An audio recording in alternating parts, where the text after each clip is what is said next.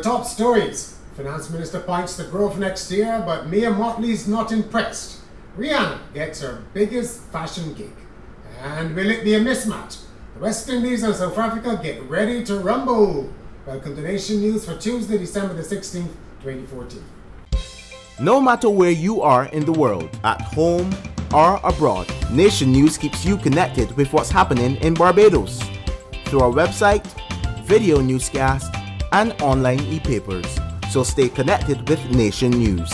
News, your time, your way. The dire predictions regarding the status of the economy statement by Finance Minister Chris Sinclair failed to materialize. Instead, what we got was a surprisingly upbeat minister who told the nation that the economy was showing green shoots of growth, with tourism leading the way, although he cautioned that it was not yet out of the woods. Some of the highlights now in a nutshell. Decisions on tax reform have been put back until next year's budget, but all the taxes introduced during the stabilization program will continue for another year. The contentious municipal tax will, however, be reviewed. A number of government agencies will likely be amalgamated, but large-scale job losses are unlikely. A tax amnesty on interest is being offered, and an agreement to explore for oil off Barbados has been initialed with BHP Billiton, one of the world's largest mining companies. There's more, but you'll have to get the full story in Wednesday's Midweek Nation with all the analysis and reaction to Mr. Sinclair's statement in the House of Assembly. Opposition leader Mia Mottley was first out of the blocks with a response saying no one is the wiser after hearing Mr. Sinclair's 30-minute speech. In a news conference following the presentation, she said the speech offered no hope and relief to Barbadians, describing it as a long apology for government's failure. Ms. Mottley said it was an admission that government's policies have not been working. In summary, it was an admission that yet again, the government's many plans are not working. Growth is still elusive, even with his admission and hope that we will have 0.3%, a figure that is negligible and certainly not visible to the naked eye of any Barbadian. Foreign reserves have been stabilized only as a result of being propped up by a $450 million loan by Credit Suisse from Credit Suisse. The national debt and the cost of debt service is still rising year by year, and the cost of government borrowing is still prohibitive in the absence of investment grade, as our neighbors in the region borrow at negligible rates in the case of Trinidad and Bahamas for projects at between 1 and 2%, while we in Barbados are struggling to borrow at double-digit prices in this country. Economist and former university professor Michael Howard says the statement shows government's austerity measures have stabilized the country's foreign reserves. Barbados has lost its spot among the list of the world's top 10 ethical tourism destinations. The California-based Ethical Traveler Organization, which compiles the list, conceded that Barbados had made some strides in terms of environmental protection this year. However, the organization said its researchers could find no significant evidence of efforts to stop police brutality, curtail human trafficking, or protect gay rights. Ethical Traveler seeks to use the economic clout of tourism to protect human rights and the environment. The Bahamas also dropped off the top 10 list, which has Dominica as its only Caribbean member. The St. Martin's Anglican Church was transformed into a sanctuary of praise as hundreds turned out to say goodbye to a long-serving educator, Sylvia Bushu, the former principal of the Industry High School, who died recently at the age of 89. Among those paying their last respects were Prime Minister Frendel Stewart, Attorney General Adriel Brathwaite, and Parliamentary Secretary in the Ministry of Education, Senator Harry Husbands.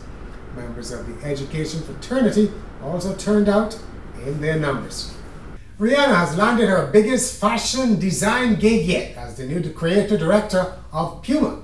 The company said in a statement that the 26-year-old pop star will work with Puma to design and customize classic styles, as well as to create new styles to add to the product portfolio.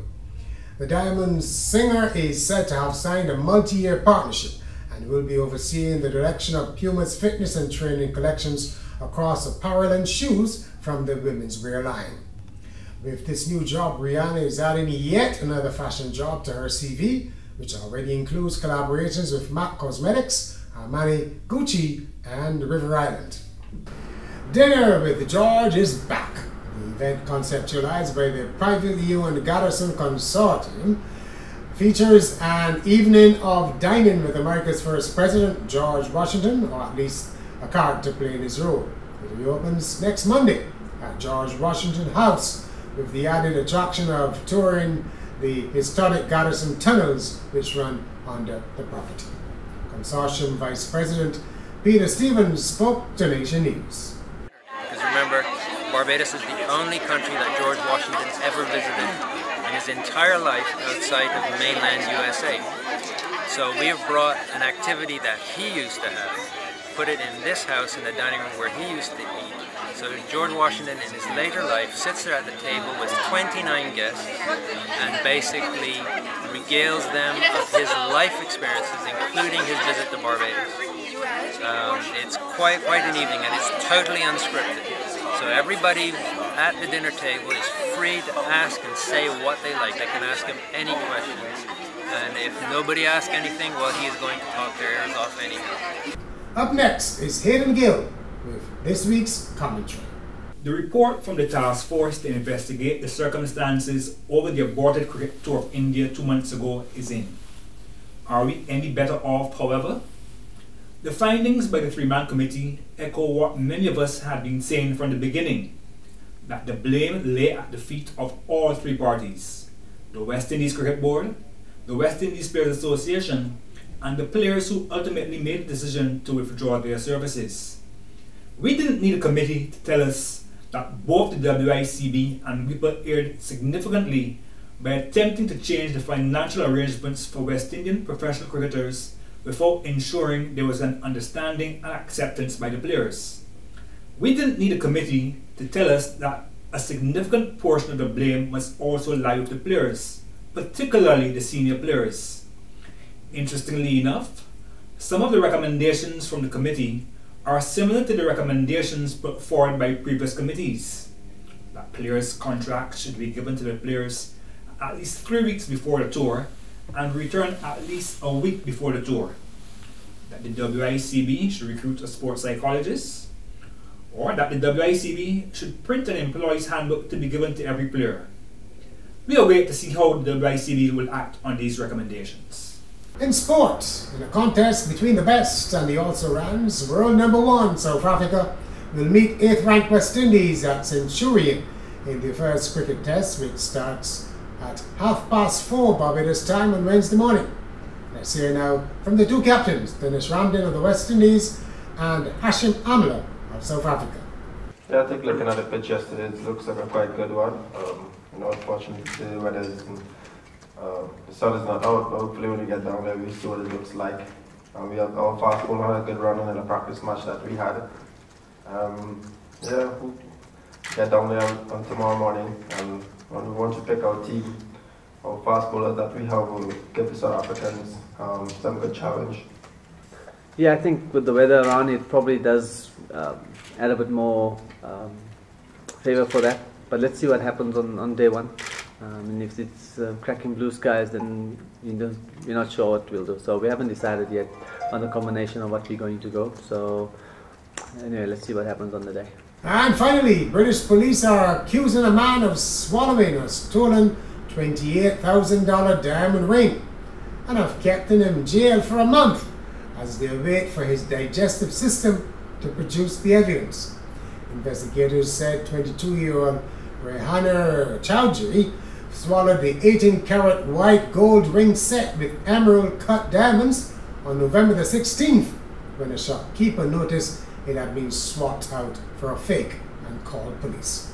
Sussex police said Mr. Chowdhury has been in custody and prison since the theft, but he has yet to pass the ring through his digestive system after a month.